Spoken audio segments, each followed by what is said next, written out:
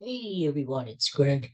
Another edition of Unbreakable, and it's Thursday, September 21st.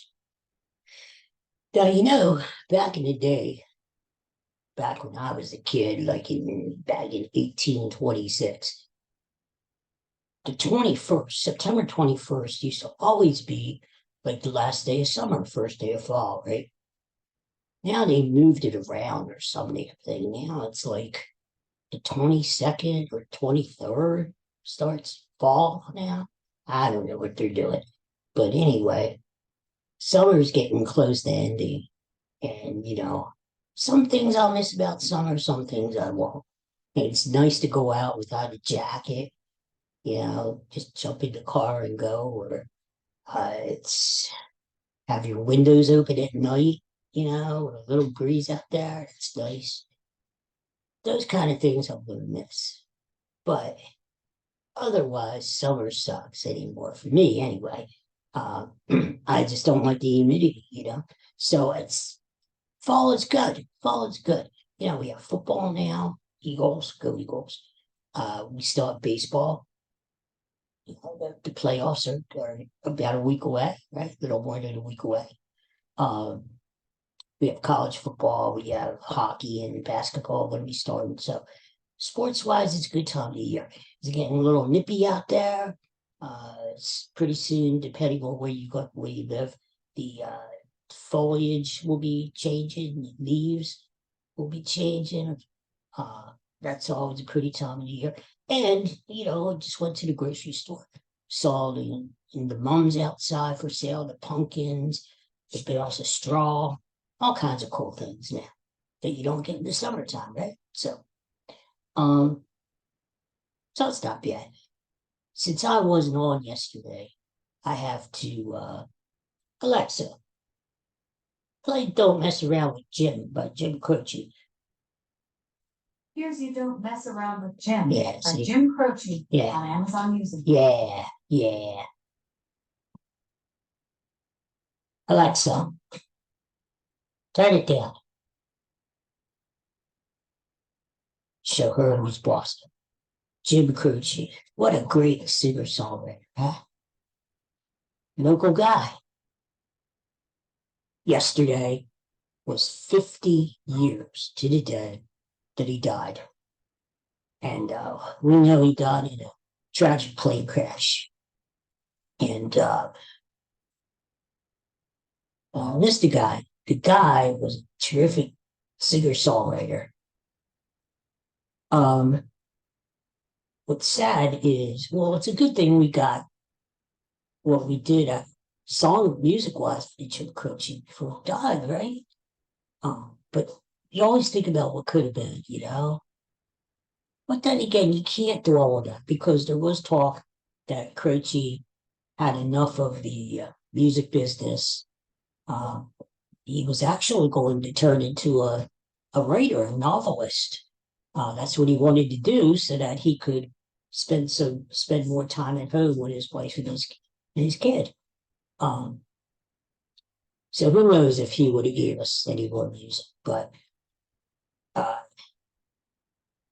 he was just great. Uh, lived in Philly, born in Philly, lived around me, went to Villanova University, uh, where he was actually studying English literature. Um, uh, there was a rumor that he actually lived in Phoenixville for one time, at one time while he was going to Villanova. Well, I don't have any proof of that.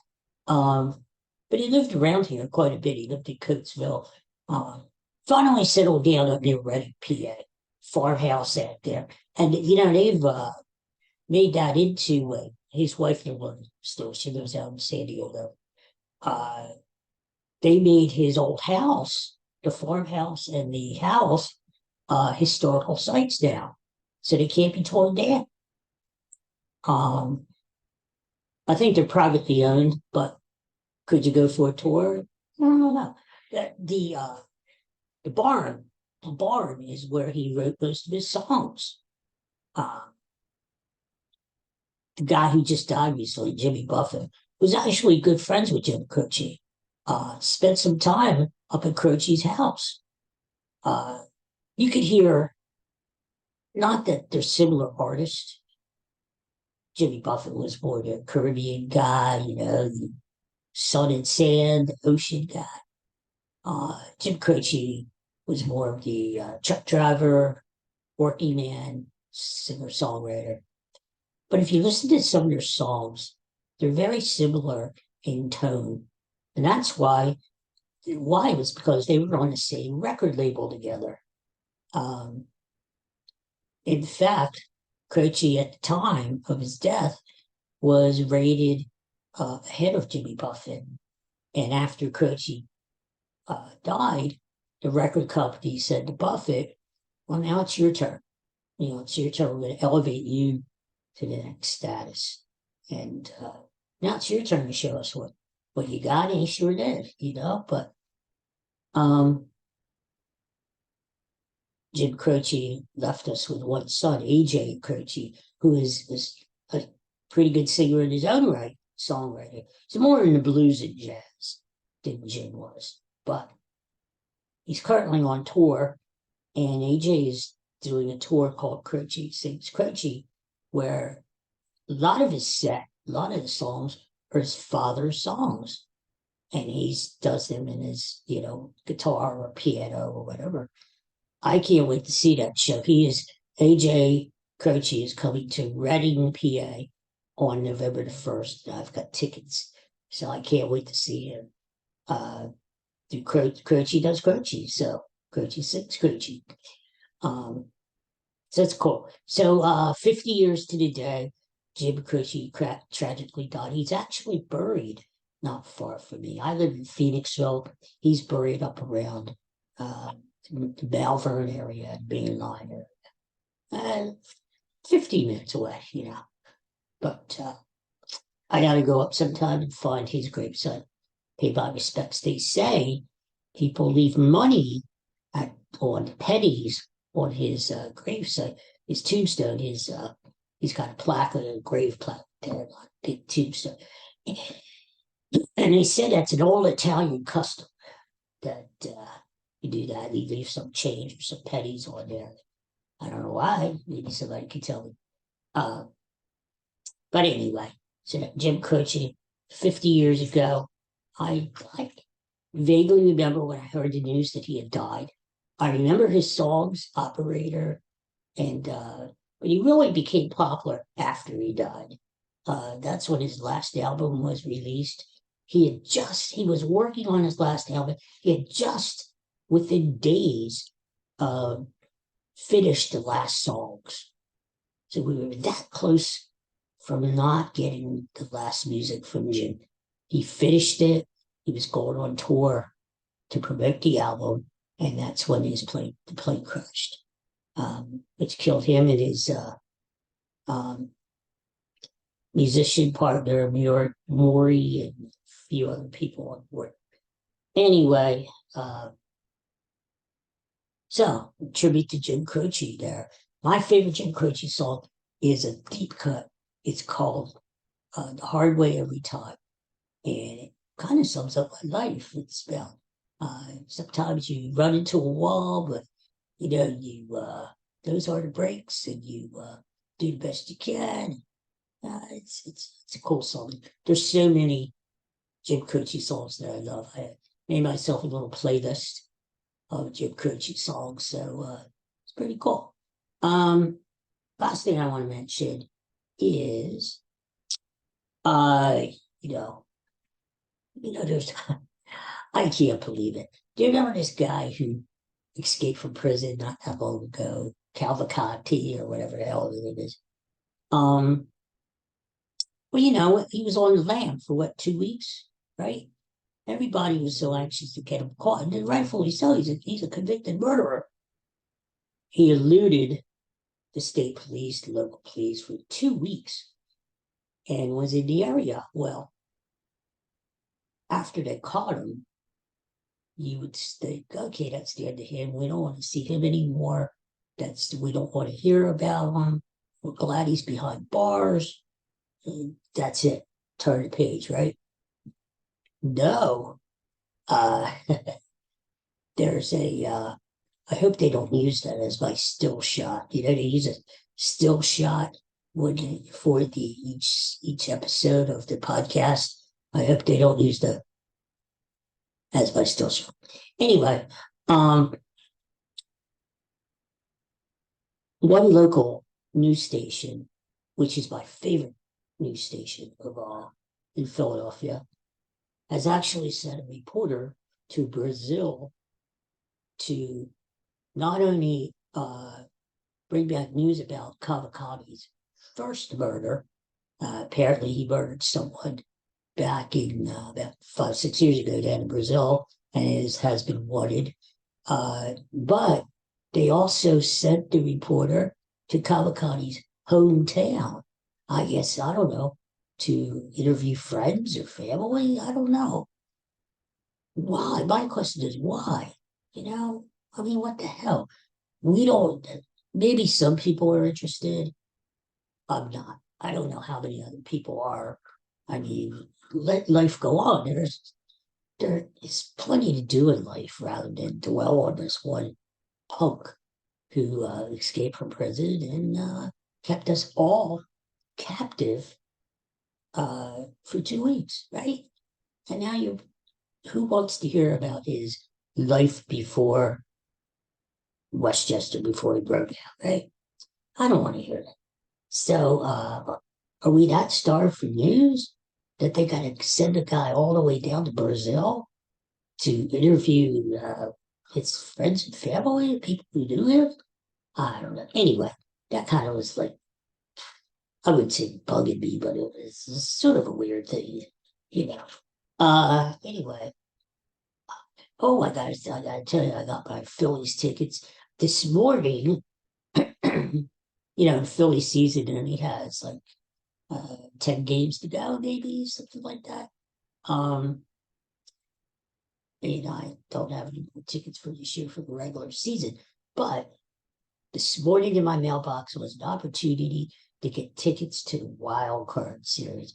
We know the Phillies will probably be in the wild card series. Their magic number is 6 to clinch a spot. And right now they are the number one wild card team. Well, if everything holds as is, they will play a best of 3 series at home in Philadelphia against the team below them, the second wild card team, who at the moment happens to be the Arizona Diamondbacks. So people who bought tickets, season ticket, well, I don't have season tickets, but I bought a 6 or 9 game plan this year just to get good seats. You got a chance to buy playoff tickets, so I did. I said, all right. I was actually looking for game 2 because game 2, Phillies win the first game. Take game 2, they sweep, they go on to the next round. Right? Nah. By the time I got online, uh, the computer froze and their website wasn't working. By the time I got around to it, I went to game 3, and there weren't tickets left for game 3. So I said, all right, I want the Phillies to win the first 2 games, of course. But if they happen to lose one, game 3 will be the winner go home game, right? So I got 2 tickets to game 3 in my usual spot where I sit right above the third base dugout. So that should be cool. And if there is no game 3, they will credit, that'll be money there for either the next playoff series or next year when you get tickets. So it's good. I'm glad to get through. So hopefully the weather will be nice and we'll see what happens. But uh, Arizona's got a good team. Zach Gallen is their ace pitcher, and he's a local kid, and he will probably start game 1. And he's a good pitcher, so who knows what's going to happen, right? But Phillies got to clinch it first. Speaking of the Phillies, and this is my final story for today. I did something yesterday that I really haven't done since I was a kid. And And that is listen to a Phillies game all the way through on the radio. So here's what happened. Yesterday was a beautiful day. It's kind of like today, but even nicer yesterday. It was all blue sky. Temperatures was about 76 degrees. It was perfect out. It wasn't cool. It was a nice little breeze. It wasn't hot. It was just perfect. So I went out on my deck to enjoy the weather, right?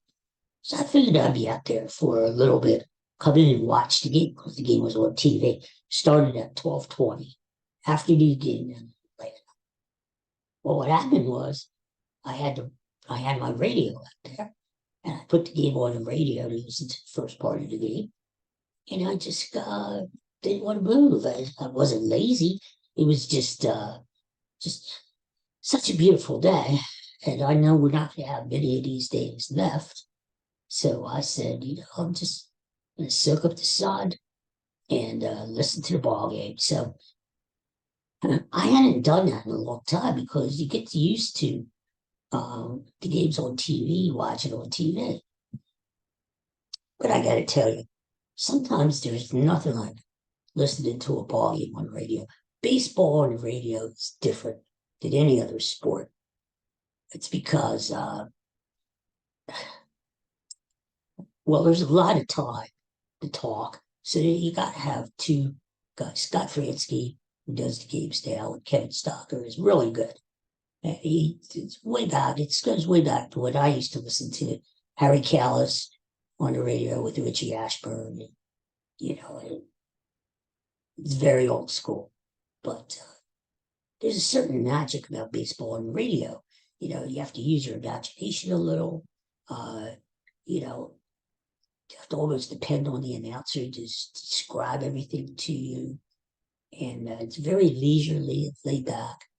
And it's kind of cool because you're focused on the game. You're not focused on what you might see on TV or even in person, something that may grab your attention away from the game. On the radio, you really focus on the ball game and on what the announcer is going to say next. So I remember as a kid, I listened to the Phillies games transistor radio. How many of you out there had transistor radios with a little square battery? And I used to put it, like a lot of people did, put it under my pillow at night and listen to the games, especially the West Coast games when the Phillies would play out LA, play the Dodgers, Sandy Koufax, or play out in San Francisco, Willie Mays, Willie McCovey, or later on San Diego, right? And I would listen to the games until like 1 o'clock in the morning, and fall asleep to the radio. And if I fell asleep, it didn't score. My dad, God bless him, used to always leave me a little note beside my bed when I woke up in the morning saying, Phillies won 4-3, Phillies lost 2-1, whatever. And he would always do that just in case I fell asleep. But back in those days, I listened to the radio a lot. And the thing is, a lot of the Phillies games weren't on TV. You would get, if you got once a week, Sunday afternoon Phillies game, that was about it. Sometimes you might get a night game during the week, but generally you would only get the weekend baseball games on TV, black and white TV. So you really depended on your radio to follow the Phillies. And it was no different, when I was growing up. I'd be sitting on my back deck and I would hear the kitchen was connected to the arm mode, the kitchen was connected to the back deck. So through the screens, summertime, I would hear my dad would have the kitchen radio on while he was doing the dishes or whatever. And I would listen to the ball game on the back deck. Again, Harry and Richie would call the game. And it was just a passage of summertime, a passage of summertime, listening to the radio, to the ball game. And, later on, then, you listen to the game in segments, like the car radio, at the beach, you might listen to the ball game for about an hour or so, but then you'd watch it on TV or you'd have something else to do. So this was really the first time in a long time that I listened to the game all the way through. And it was a great game too. The Phillies pulled it out, won 2 out of 3 in Atlanta. So try it sometime. If you want a different perspective on baseball. It's hard to do. You got to force yourself because if you know the game is on, when you want to watch it on TV naturally, or if it's on somewhere else at a bar or something, you want to watch it. So it's really hard to do. But if you break yourself away, even one game, and just enjoy the weather outside, or whatever you may do, just turn the radio on, close your eyes, and enjoy the ball game that way. And you're going to find out it's a different experience. And it may take you back. It may take you back to the old days. So, okay, everybody. Well, thanks for watching today.